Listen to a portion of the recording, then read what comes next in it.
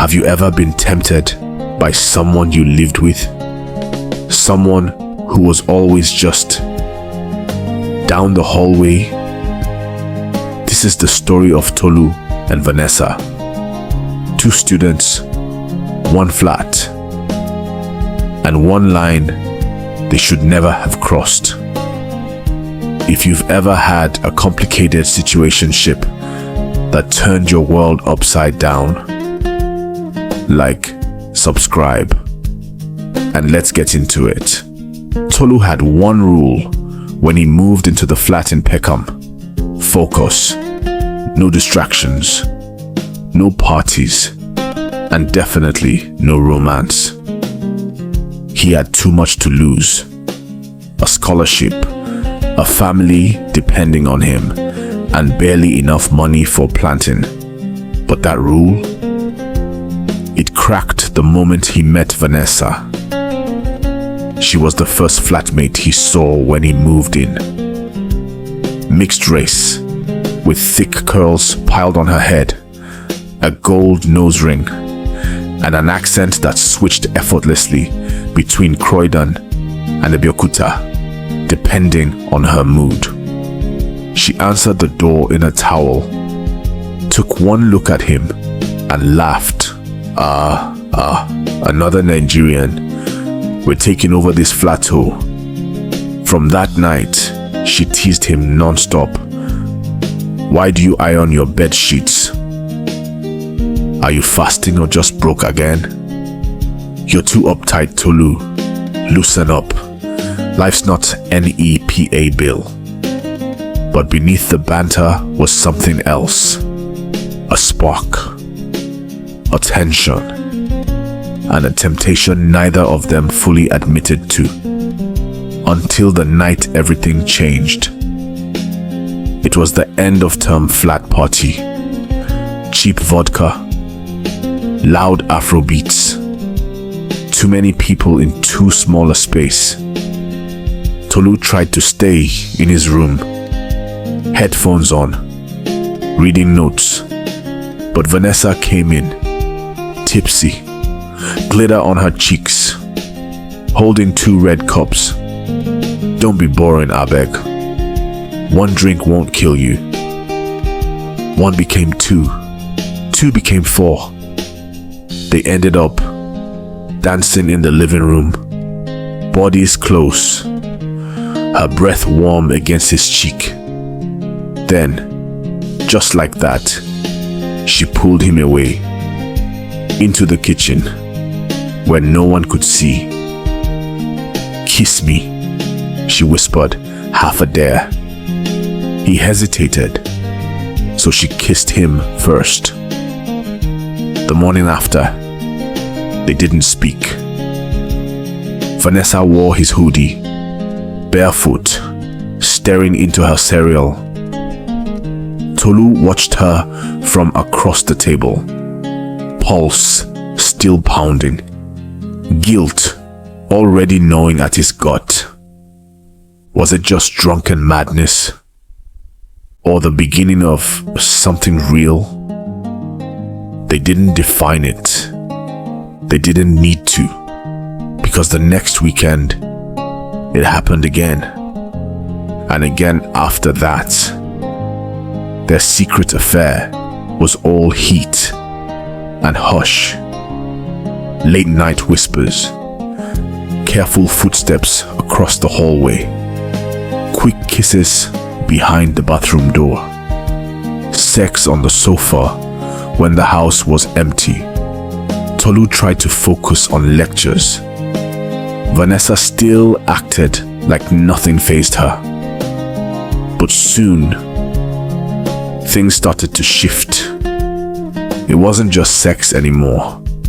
It was jealousy. It was tension. One night she came home with another guy, a tall Ghanaian with perfect teeth, who she introduced as just a friend. Tolu didn't sleep that night. He lay awake, jaw tight, listening to them laugh in the kitchen, then hearing the front door slam as the guy finally left. Vanessa came into his room hours later, tipsy again, eyes red from weed and something else. "You mad?" she whispered. He didn't answer, so she climbed into his bed and kissed the anger out of him. But in the morning, he barely looked at her. Their dynamic began to crumble. Vanessa got colder. Tolu got moodier. They argued over washing plates, over loud music, over forgotten texts. One night, she threw his jollof rice in the bin. Another night, he locked her out of his room. The rest of the flat noticed. "Didn't you two used to be cool?" one of the flatmates asked, suspicious. Tolu just shrugged. Vanessa rolled her eyes. Too many Yoruba boys, not enough sense. Then came the breakdown. It was 2 a.m. Tolu was cramming for a statistics exam. Vanessa barged into his room in tears. "My ex just posted his new babe. I knew he'd moved on, but seeing it..." She paused. "Can I stay here?" He didn't say no. She curled beside him. He held her. And then she kissed him, like she didn't want to feel anything at all. It was different that night. Less playful. More desperate. Like they both knew something was slipping out of their hands. The next morning, she was gone. No note. No message. Just the faint scent of her shea butter on his sheets. He saw her 2 days later, laughing with the onion again. He snapped. "You done pretending?" he said, cornering her in the hallway. She scoffed. "Pretending what? That it meant nothing?" She looked at him, really looked, then shrugged. Maybe it didn't. That hurt more than any slap. The exams came, then results, then silence. For 3 weeks they barely spoke. They lived like ghosts in the same flat. But on the last day of term, Tolu knocked on her door. She opened it slowly, wearing his old hoodie again. He looked tired. She looked scared. "I'm moving out," he said. She nodded. Silence. Then she whispered, "You're the first guy I let get close since everything." Tolu swallowed. "I didn't handle things well. I should have talked instead of punishing you. I shouldn't have played games," she said. "I didn't know how to just feel, without turning it into a joke." They stood there, both broken in their own ways. Then she kissed him. Soft, unhurried. Not like the others. They didn't promise anything. No titles, no long-distance nonsense. Just an understanding.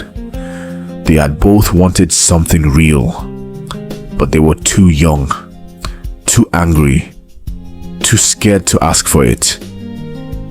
Narrator outro. Sometimes the people we fall for are the ones who live right across the hallway. Sometimes temptation is louder than logic. And sometimes we learn love the hard way. If you've ever had a messy flatmate situationship, or one that got away, tell us in the comments. Don't forget to like, subscribe, and share.